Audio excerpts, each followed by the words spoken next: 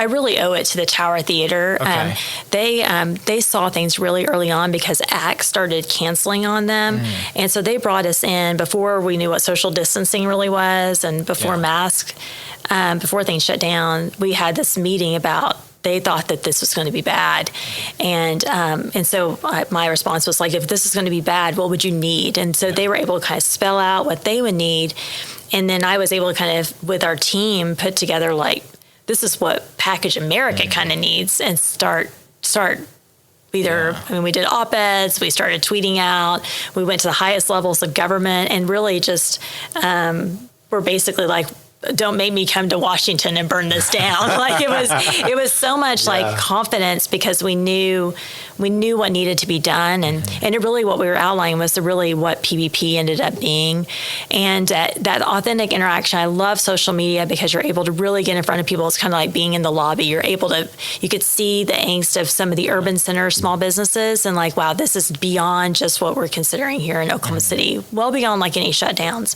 And that's really what caught the attention of really the financial technology community.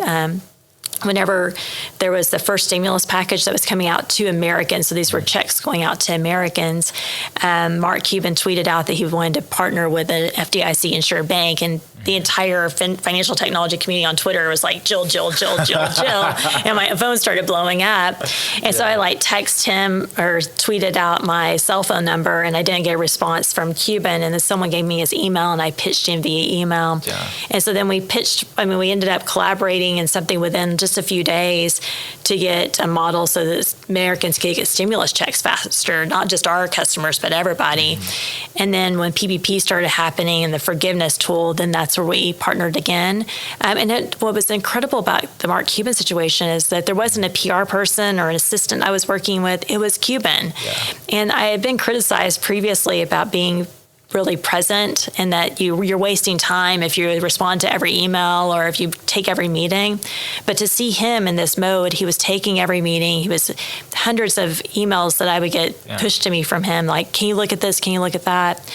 It was really incredible to see someone that was able to be altruistic while being capital by not absolving any kind of capitalistic tendencies. But I asked him to pay for this website.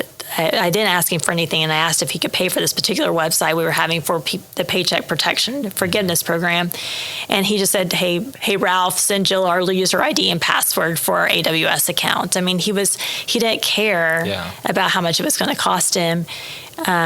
He just knew to do the right thing. And we my family and I watched Frozen 2 during that time period. And it was Frozen 2, the theme is to do the next right thing. And here you have this huge challenge of COVID.